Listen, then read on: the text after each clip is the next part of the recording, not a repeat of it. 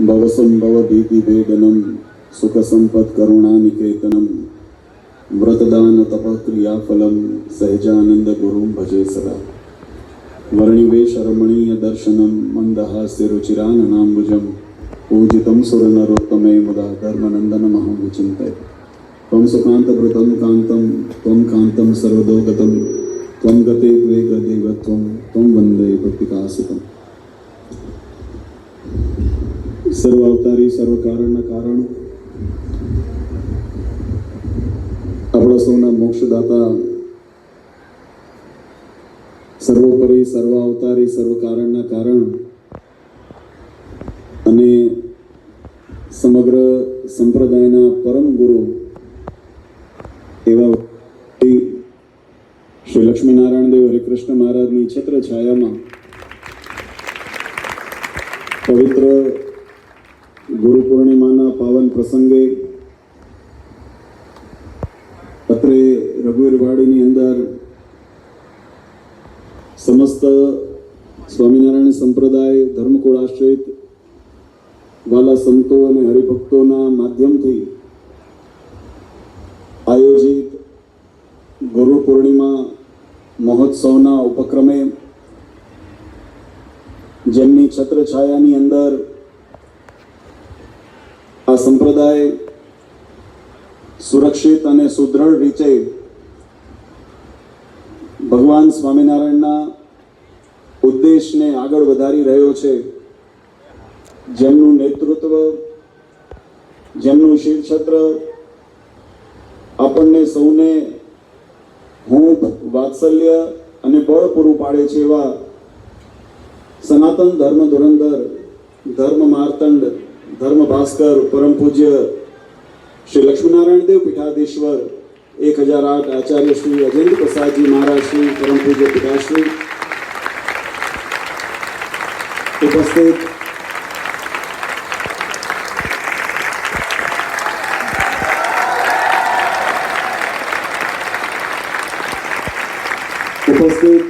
ધર્મકુળ આશ્રિત વાલા સર્વે અમારા સંતો, પાર્ષદો, શ્રીજીના લાડીલા ધર્મકુળ આશ્રિત વાલા સર્વે સત્સંગી હરિભક્તો, સર્વ ધર્મ પ્રેમી સજ્જનો, સર્વ મોક્ષભાગી જીવાત્મા,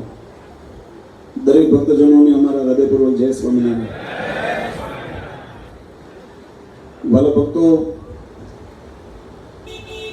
આપણી ભારતીય સનાતન સંસ્કૃતિ અને વૈદિક પરંપરા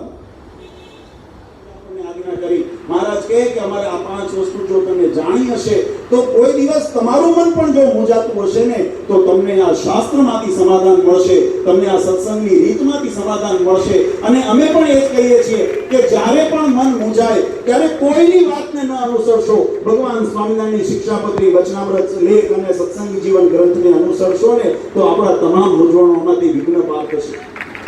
અને એ માર્ગને પ્રશસ્ત કરવાને માટે આ સંપ્રદાયની અંદર ભગવાન સ્વામિનારાયણના રક્ષક નિમે આપણા નંદ સંતોએ કીર્તનોમાં ગાયો છે। જો કે ભગવાન આચાર્ય પદને તો અનેક નામથી બિરદાવ્યા છે, સંપ્રદાયના ધણી કીધા છે, સંપ્રદાયના રખેવાળ કીધા છે અને પોષક કીધા છે, અનેક શબ્દોથી આપણા શાસ્ત્રોની અંદર વર્તાવ્યા છે। પણ મુખ્ય જો જવાબદારી જોઈએ તો ભગવાનને આ સત્સંગનું રક્ષણ કરવું ને પોષણ કરવું બંનેનો સમન્વય થાય। એટલે શિક્ષાપત્રીમાં લખ્યું મદાશેતાનામ સર્વેશામ ધર્મ રક્ષણ હેતુએ, ધર્મનું રક્ષણને માટે આ રક્ષકની જવાબદારી અને ભક્તિ માર્ગસ્ય પુષ્ટિયતે મંત્ર દીક્ષા અપેક્ષિત, આ પોષણની વાત થઈ। એટલે રક્ષણ અને પોષણ બંને જવાબદારીનું વહન કરવા માટે સ્વયં ભગવાન સ્વામિનારાયણે આચાર્ય પદની સ્થાપના કરી અને વચનામૃતની અંદર મહારાજે લખ્યું કે અમારા ગુરુ એવા રામાનંદ સ્વામી, એમના ગુરુ રામાનુજાચાર્ય પરંપરા તો લાંબી છે પણ સંક્ષિપ્તની અંદર મહારાજે બતાવ્યું અને અમારા સ્થાને જે અમે ધર્મવંશની આચાર્યની સ્થાપના કરી છે એવા રઘુવીરજી મહારાજ ને અયોધ્યા પ્રસાદજી મહારાજ, આજે એની રીતને અવશ્ય જાણવી કે જેથી કરીને કાલે કોઈ પણ ઉઠા ભણાવે ને તો આપણને ખ્યાલ હોવો જોઈએ કે અમે વડતાલ લક્ષ્મણદેવ ગાદીના અનુયાયી છીએ। તો રઘુવીરજી મહારાજ પછી ભગવત પ્રસાદજી મહારાજ પછી બિહારીલાલજી મહારાજ પછી શ્રીપતિ પ્રસાદજી મહારાજ અને શ્રીપતિ પ્રસાદજી મહારાજ પછી આનંદ પ્રસાદજી મહારાજ પછી પૂજ્ય નરેન્દ્ર પ્રસાદજી મહારાજ અને નરેન્દ્ર પ્રસાદજી મહારાજે ઘણા ભક્તો સત્સંગી જીવન, હરિલીલામૃત, ભક્ત ચિંતામણી આદિ અનેક ગ્રંથોની અંદર આ વાત લખી છે અને તમે પ્રસંગને કથામાંથી ઘણી વખત સાંભળ્યો છે। જેવી રીતે રામાનંદ સ્વામીએ ભગવાન સ્વામિનારાયણનું કાંડું લઈ અને પોતાના સ્થાને બેસાડ્યા અને પછી જય સદગુરુની આરતી એ ત્યારે ભગવાન શ્રી હરિની રામાનંદ સ્વામીએ કરી, એ જ દિવ્ય દર્શન વડતાલના સભા મંડપની અંદર પરમ પૂજ્ય આચાર્ય શ્રી નરેન્દ્ર પ્રસાદજી મહારાજે, પરમ પૂજ્ય આચાર્ય શ્રી અજેન્દ્ર પ્રસાદજી મહારાજનું કાંડું પકડીને ગાદી ઉપર બેસાડ્યા અને આરતી કરીને કીધું, આજથી આ નરેન્દ્ર પ્રસાદજી મહારાજના શબ્દો વાળા ભક્તો આપણે યાદ કરીએ.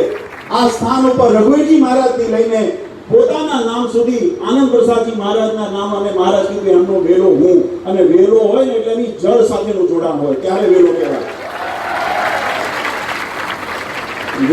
વેલા ખબર પડે ને, હા, આ વેલાની વાત છે. મહારાજે નરેન્દ્ર પ્રસાદજી મહારાજ કે એનો વેલો હું, અને આજથી હું આ તમારા સ્થાને ગુરુપદે મારા પુત્ર એવા અજેન્દ્ર પ્રસાદજી મહારાજને સ્થાપિત કરું છું. અને આ આપણી સંપ્રદાયની ઉજ્જવળ પરંપરા છે વાળા. અને એ પરંપરાને જ્યારે આપણે વંદન કરીએ છીએ, આજે માત્ર પૂજ્ય અજેન્દ્ર પ્રસાદજી મહારાજ આજે વ્યક્તિ આપણે એમને વંદન નથી કરતા, આપણે આ 7 પેઢીને વંદન કરીએ છીએ, એની સાથે હરિકૃષ્ણ મહારાજને વંદન કરીએ છીએ. આચાર્યમાં બીજાની આની અંદર મારું અપર સ્વરૂપ, આની અંદર મારું સ્વરૂપ વાસ અખંડ છે, એવું મહારાજના શબ્દો છે. એટલે આ શ્રીજી મહારાજનું આપણે સન્માન કરીએ છીએ. પછી કદાચ કોઈ બનાવટી તાઇફા લઈને ફરતા હોય જગતની અંદર વેશ ભજવનારા, તો એ વેશ ભલે ભજવે, પણ કલ્યાણનું જો સાધન હોય, મહારાજે વચનામૃતમાં કીધું આ અવશ્ય જાણવું. અને એટલા માટે વાળા ભક્તો